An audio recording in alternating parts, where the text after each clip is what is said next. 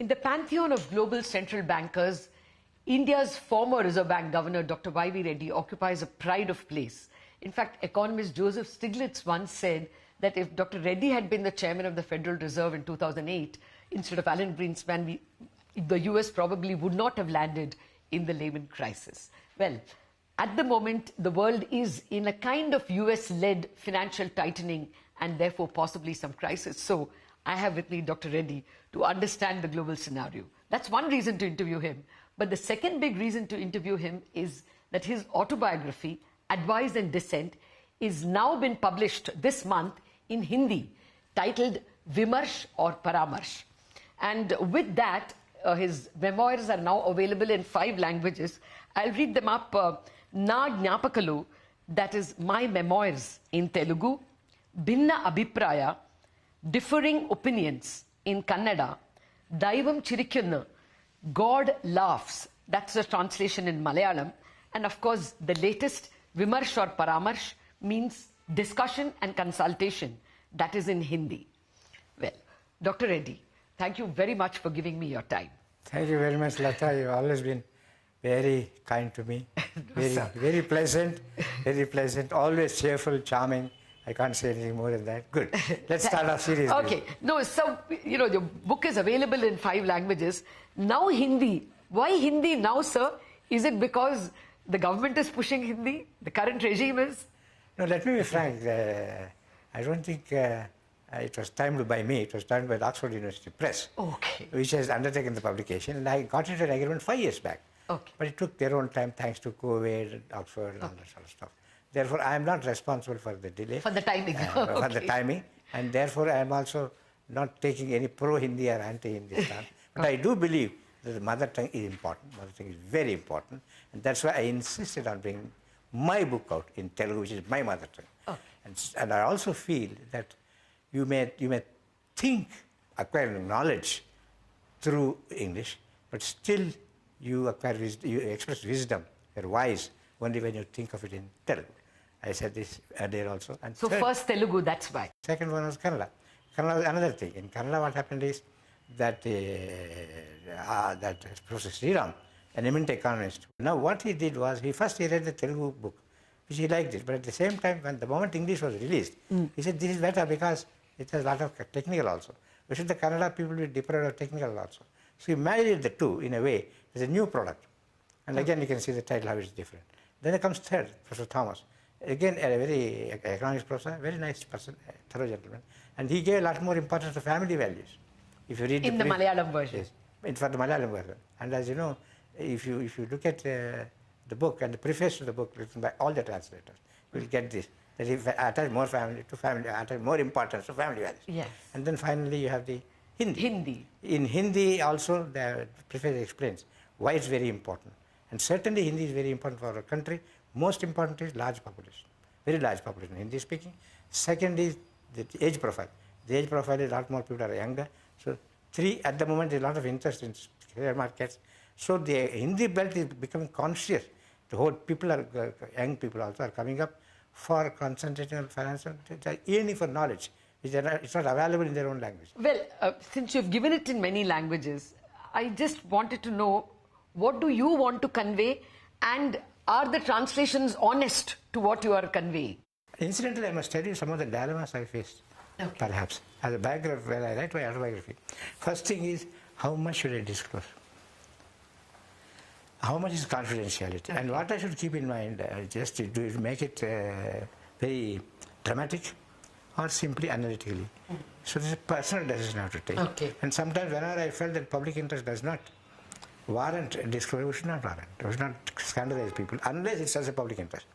So that's what I thought substantively. Secondly, are we catering to the reader or are we catering to myself? That's where I have to feel like saying something. I want to say something. And therefore I say, then the reader is not in the picture. The other is I think of what the reader may like. So that's again another choice you have to make. Right.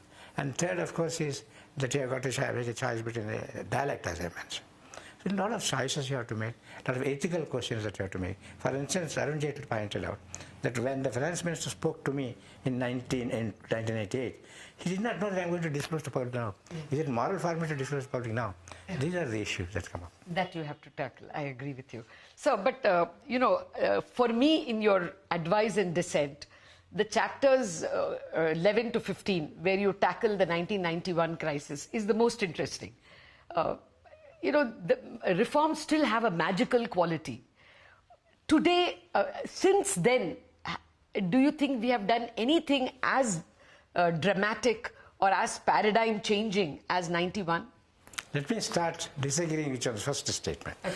1991 magically is not correct appreciation. Okay. The correct appreciation is 1991 was a decontrol era. Okay. It's not a reform, it's decontrol. Okay. We had a tight control, license control laws. We relaxed the controls. We did not change the law instantly. Most of the law was not changed. Deregulation. Okay. So they used to say, I would not exercise this power. Okay. There are a lot of powers that they are exercising before. Under the deregulated regime, they started saying, I don't want to exercise this. Not exercise. So the regulations, they are dilatory. Whereas after 91, actually during the period of Vajpayee and Yashwant Sinha and Jaswant Singh, real reform took place in terms of institutional change, law, fiscal responsibility legislation, FEMA, all these things have been brought about by this. So in my view, and it's not only my view, Shankaracharya, former chief economic advisor, has written a book on this, where he explains how Yashwant Sinha was the leader of the reform in India. So first, I want to say 1991 is not dramatic, important, politically very important to lose the control. That has been done. That's P. Sarkar and Manmohan Singh can take credit. But reform is really Manmohan Singh, not Manmohan Singh, but it's Vajpayee. And Yashwant Sinha and Jaswant Singh. Okay, sir. Well, but 1991 still is a paradigm shift in our memory. Let me bring you to the present, because I think that's what the world wants to hear from you. Like Stiglitz said, the 2008 crisis was because there was loose monetary policy. Now, the US is tightening very dramatically. About 500 basis points of rate hikes in 1 year is unheard of. What do you think may be the repercussions? Do you think it will be recession? And what may be the repercussions for a country like India? See, we have to view the perspective. See, 1991 reform was of India because of problems in India and the rest of the world. Not a global, though technically we ascribe it to this oil crisis. It's not a global in that sense. It's not our reform. Our headache, basically. When it came to 2008, it's not really us in sense, but it's a crisis of financial sector and North Atlantic, basically, not us. So even that is not that big a challenge. But this time it's a very big challenge. Very big challenge because the whole global system is changing. And in fact, the balances between the state and market are changing. The balances between state and market, between public and private enterprise, between national and global, these things are shaking. And the geopolitical situation has tremendously changed. So this sort of a change which is definitely disruptive, but definitely not going to end up easily in any particular solution. Okay. So a huge uncertainty that we're living through. And therefore, I think being nimble-footed is good for our policy. See, better to be cautious than over-optimistic. Don't be adventurous. And we should be careful about telling people that this is a real problem. So I don't think it's appropriate for us to create false impressions. But we should, and people are now quite intelligent, they can understand our position. I think we should really give a balanced view of the challenges. The balanced view is be careful. Okay. But, we often say that we were the fastest growing economy in 2022 and that even after the slowdown to maybe 6%, we will be the fastest growing economy. There is a bit of self-praise when we describe the Indian economy. You think that is dangerous? Is it well-founded? What are the red flags? Let me put it this way. It's not by and large truthful. Nobody can say it's not correct. But you have to also make a distinction. India and its people. India and its people. What's the wealth of India? What's the income of people? Oh. So if we recognize people matter for India, not just India by itself, then you have to view it together. And you have to say that this is what India stands for. These are the people. So if you say India GDP growing very fast, then you should say, what the per capita income, Bangladesh is growing faster. Okay. So like this, we should keep constantly, at least the readers, and everybody else should keep constantly in mind that things may have to be, you may have to see little more than you read the newspapers, that we put it that way. And therefore, I think things are, certainly I think short term is very bright. Certainly short term is very bright.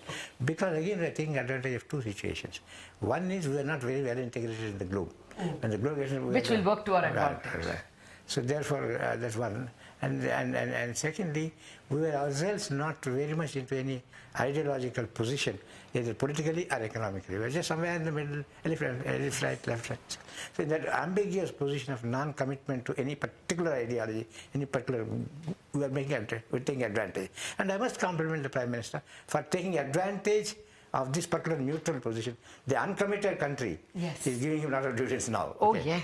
Even geopolitically. Yeah, geopolitically. That's what I mean. So that's why I would say that I think people have to be perhaps far more careful than what they are now about the Indian economy and its prospects. Okay.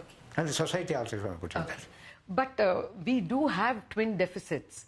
So now a budget will come up in less than a month. Do you think fiscal deficit should be a worry? We ran up a deficit because of COVID. Should that be a very important consideration, considering that this year we will end with a near 3% current account deficit also? First, let me start with the current account deficit. See, current account deficit definitely influences the medium-term view. Because it's not a current account deficit which determines the exchange market. The exchange market are determined by capital account. Capital account transactions. So short-term fluctuations are entirely due to. So current account deficit may not be built into day-to-day movements. Current account deficit will be built into structural. Yes. And also the effectiveness of current account deficit in transmission to the exchange is highly diluted because less for us, supply chain, etc. That's one. And therefore what we have a situation is that current account should be a worry when people assess our fundamentals, but not for market volatility. For that I have to look at the capital flows. In the capital flows also, we have slight problems also in capital flows because our reserves have been built out of borrowings basically, and more important, the debt portion and particularly the government portion has been increasing a little large now. Okay. So the composition of capital flows requires a careful watch before we attract any more. But at the moment we are not in danger as far as the current account is concerned. I think I should say that as Rangarajan pointed out in his book, the external sector has been put a firm footing. And virtually we have no, external sector is no longer a constraint for our policy in the last 30 years. We can be very proud. Rangarajan can be very proud. And then you come to the issue fiscal of deficit. Fiscal deficit, normally if the current account deficit is not an immediate problem, fiscal deficit also is not an immediate problem. Again, not because we are great, but simply because most of it is funded and domestic bias by savers, and also institutional exploitation, institutional prescriptions. And then finally, household savings are pretty high. Household financial savings are pretty high. This is a redeeming feature, which always existed, which will continue to exist. That's a, but there is a problem still. The problem is that if we stretch it too far, then it could break down. So we have to be very careful in not stretching it too far. So I won't say, I would not worry about fiscal deficit, but I would certainly worry, particularly central government. Because people look at central government basically. The macro analysts may prepare, but markets don't look at totality of the deficit, subnational deficit, plus. No, they are considerable government of India debt, direct and indirect. No, at the moment it is 6.4% for the current year. And the government has stated its intent to bring it down to 4.5% by 26. That is 200 basis points in 3 years. You think it should be front-loaded, that at least 60-70 basis points of reduction is necessary in FY24? You know, sub 6%, bring it to 5.7 or 5.8? Can you believe it? If you see history, track record of the government of India, I would be hesitant to believe it till it is proven. Okay. Okay. But that should be the goal, would you say? Absolutely, there's no doubt. Stating the goal is okay, but you should not believe yourself that the goal is reachable quickly. See, there are two things. One is what you believe in. Second is what you telling others to convince. Okay. This is not necessarily the same. No, but should they aim for something under 6? Could be. That could be a question mark. Are you fooling the people too often, too much? If you fool the people too often, too much, markets also will smell it. There is a danger, but I think so far some balance, not so much balance, less than perfect balance, but I think something the government of India is delivering in terms of transparency. Yes. But not as much as is claimed, of course. Certainly not as much as it's claimed. But I would say principle-wise, direction-wise, they are right. The movement is very, very, very slow. That's true. Okay, so I have to take a break. But I want to speak about the banking sector to you. In a minute, after this break, reforms in the banking sector.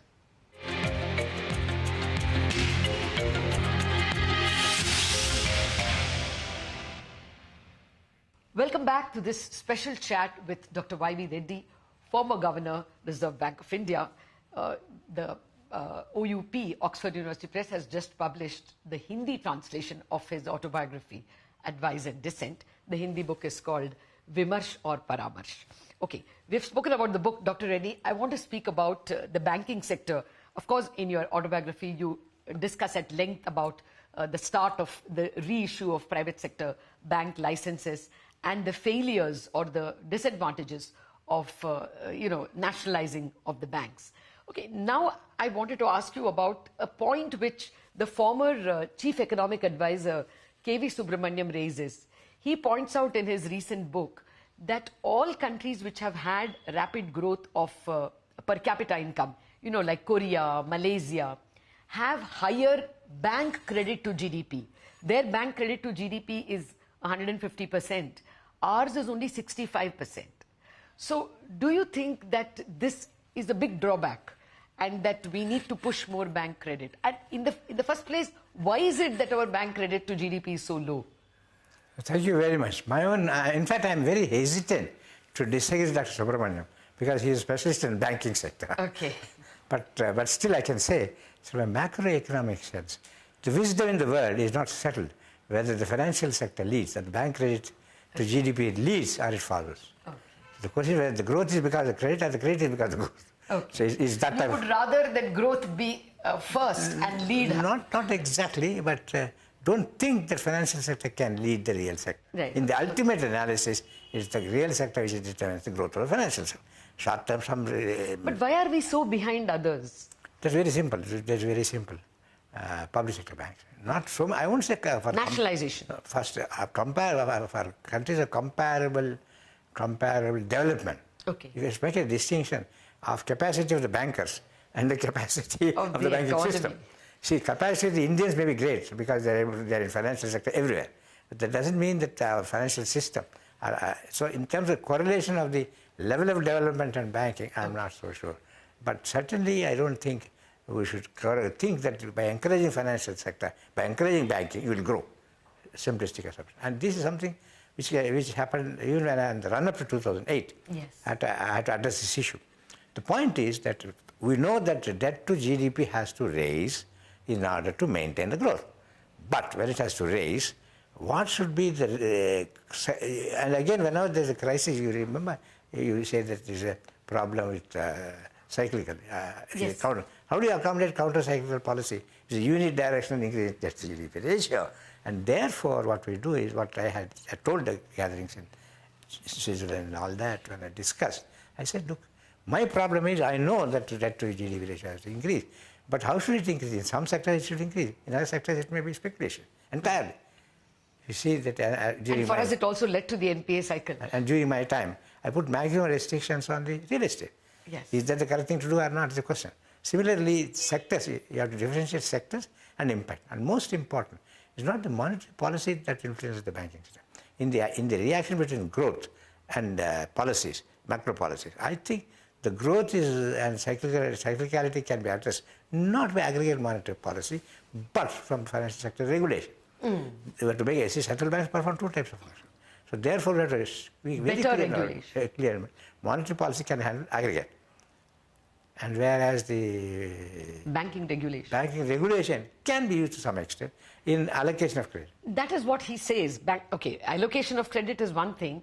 His point is that we have a capital adequacy ratio of 9, whereas the Basel norm, the BIS norms are 8%. Rest of the world has 8% capital adequacy. So his argument is we should bring it down so that banks can lend more. But there is the other side which says that because we are doing well now in the banking system and NPAs are low, we should actually impose counter-cyclical buffers. You see, let me put it this way. Maybe he is a little too confident of our banking sector as a whole, or our governance. Let me put it very clearly. The loan recovery, so far it has shown, even recently also, the loan recovery is a result of governance. How the governance is maintained, how the law is enforced. On both governance standards and enforcement, we are very weak. As long as we are very weak, don't follow global things in this matter. We have to create our Indian buffer. We have to create Indian buffer for the. So as any particularly regulators of banking system, we'll have to say that, look, be careful, be careful. Okay. So don't say 8, global standard. You don't have global standard courts, you don't have global standard. Okay. We should have global standards of governance also. Sir, the other issue that is now gaining currency, or it's a very common theme, is climate financing. Now, we have Jerome Powell saying that he is not going to change, orchestrate central bank monetary policy on climate considerations at all. He has clearly said that he has got only one mandate, and that would be inflation and growth, not climate. But India has a discussion paper on climate financing. The Bank of England has gone, has imposed climate conditions on itself. So what do you think? Do you think monetary policy should be guided by climate financing? What's your stand? Let me put it this way. See, climate financing relates to a particular aspect. Those big problems, very big problem. And at the outset, let me say that very serious problems for the economy and the society as a whole, that all policies have to work together. To that extent, monetary policy also should work together in terms of climate. But the question is whether the central bank has the capacity, expertise, instruments to do that. We have to be very careful in thinking that we have capacity. I think structurally, monetary policy is not well equipped. May not know what's the climate fund, I say. So what's the point? Giving money is not a development. So you're agreeing with Powell that climate should not be an input into monetary policy making? No, definitely climate need not be a formal input. But you may not be able to ignore the developments related to climate and by other regulators. You have to keep it in mind so that you don't do anything counter that. It's one thing to say that I take into account climate fund. The other thing is to say I use some appropriate ways as the circumstances warrant. That's the nuance, because from a public point of view, it should not appear that the central bank is away and apart from the societal concern. If the major societal concern is the climate, the central bank says, okay, I am also willing to do that. But maybe US being, you see, very often when the central bankers talk, my problem is the central bankers talk sometimes to the common man, sometimes to the financial market, sometimes to the intermediaries, so you have to be careful. Okay. So you would say that when you're making monetary policy, you concentrate on inflation and growth, but as a banking regulator, as a central banker for the economy, you must encourage climate financing. Not encourage, but basically you should not appear to be not even taking into account a matter of such. It's like crisis. In a crisis, all policies merge. Now when the society recognizes it, all of us should merge. So I would also be add if they, I can hear, like Paul, I can turn it back and say, please tell me what I can do. Then the answer will come from the people. Well, finally, Dr. Reddy, I wanted to ask you about what is your view of India's medium term. A lot of brokerages think that this is our decade, and we should be able to easily produce 6 to 7 or even 7% growth throughout this decade. Do you think that our time has come and this is going to be our decade? I think perhaps Manmohan Singh had tried it once before, if you don't remember. If you recall, when the reform started, Professor Manmohan Singh, this is our time. Our time has come. Nobody can. India's time has come. So that has happened once through Manmohan Singh. It may happen again, this time also. So don't be surprised. It's the same as Manmohan Singh rhetoric. There is a rhetoric, we have to accept the rhetoric. Maybe sometimes it inspires people, but otherwise it's very difficult to say our time has come. When you are ranked in terms of poverty of the people, about 130, you're among the 10% of the poorest countries in the world.